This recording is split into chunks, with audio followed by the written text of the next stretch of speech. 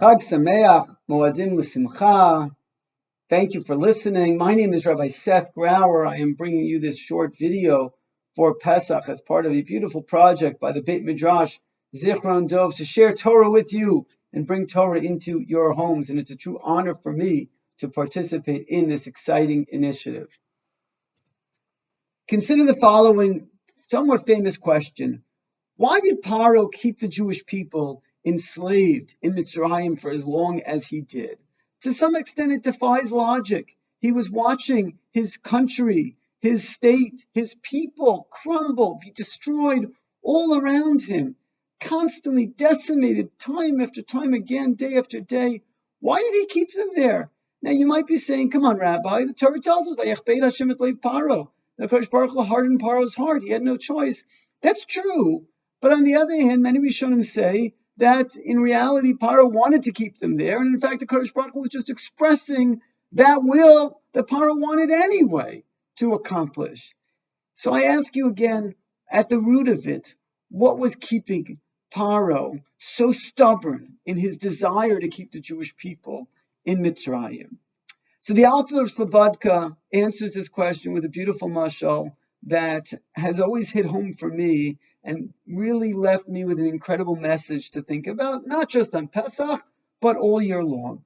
The author tells the following story. He says there was once a king, and the king had a son, and the son was a bit mischievous. So the king, unfortunately, after trying everything, he decided, I have no choice. I have to banish my son. I have to send him away. So he sent his son off, left the kingdom to travel faraway land, to go wherever he can to find himself. And he said, eventually, I'll call you back, but you need to figure out how to live on your own. But the king wasn't an idiot.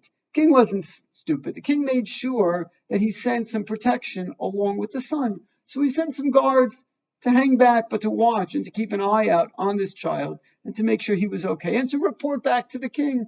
So they gave periodic reports, and all of a sudden one day, one of the messengers comes back and says, yeah, your son has actually settled in a farm with what seems to be a nice farmer, and he seems to be living there, and he's working for the farmer, and he's earning some money, and he's earning his keep, and he seems to be doing okay. King sent a letter to the farmer. Quietly, he introduced himself. He says, I'm the king. Thank you so much for taking care of my son. Please know that he is royalty, and please take good care of him, and you and I will correspond, but don't tell my son that we're in touch with each other. And the messenger would go back and forth, sharing correspondence with this farmer for some time while they watched and they kept an eye on the son. And as the king received letters, months after months, years go by, he decides, you know what?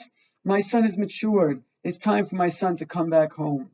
So the king sends a letter to the farmer. Thank you very much. I'd like to compensate you handsomely for taking such good care of my son.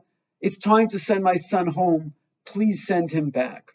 And the farmer responds, he says, I'm sorry, Your Majesty, but I simply can't do that. The king is aghast. He doesn't understand. Are you crazy? So he sends another letter with a messenger saying, maybe you didn't understand what I said. I'm the king, and I'm telling you that you have to send my son back. And again, he writes back saying, Your Majesty, I mean you the deepest respect, but I'm sorry. I just can't do that. So the king sends another letter, and he says, let me make this very clear. I'm going to come and get my son whether you like it or not. So please send him home. And again, he said, Your Majesty, please understand, I'm sorry, but I can't. And the king says one final letter. He says, if you don't send my son back, I'm going to send an army. I'm going to destroy your farm. I'm going to arrest you, and I'm going to bring my son back. And again, the farmer says, I'd like to. I don't want you to hurt me. I don't want you to destroy my farm, but I can't send your son home. And the king at this point is beside himself. He sends an army, but he says to them, don't harm this farmer. I want to speak to him.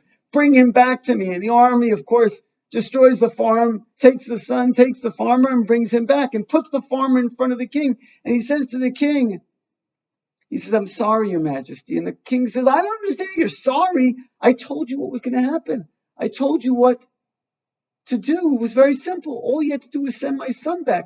Why didn't you send him back? And the farmer says, Your Majesty, let me explain. Please understand that I'm a nobody in the midst of your vast farm.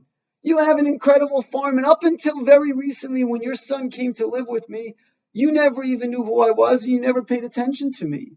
And you had no desire to interact with me or to connect with me. All of a sudden, I have your son. I have your child in my farm. You're sending me letters. You're sending me gifts. You're taking care of me. You're taking an interest in me. What incredible amount of attention you paid me. I simply couldn't give that up.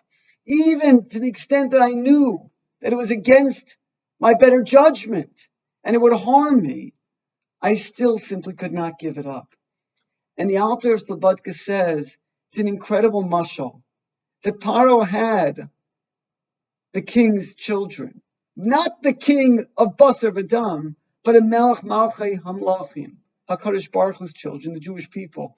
And he knew that that special relationship was something that was so incredible because it connected him to HaKadosh Baruch Hu. And he was able to develop a relationship with HaKadosh Baruch Hu that he wouldn't have otherwise had. And as a result, he simply couldn't give it up. And I once heard this said over by a well-known psychologist who suggested that perhaps there's a lesson associated with positive attention versus negative attention. And not to say on any level I'm an expert in education or in parenting. I try my best.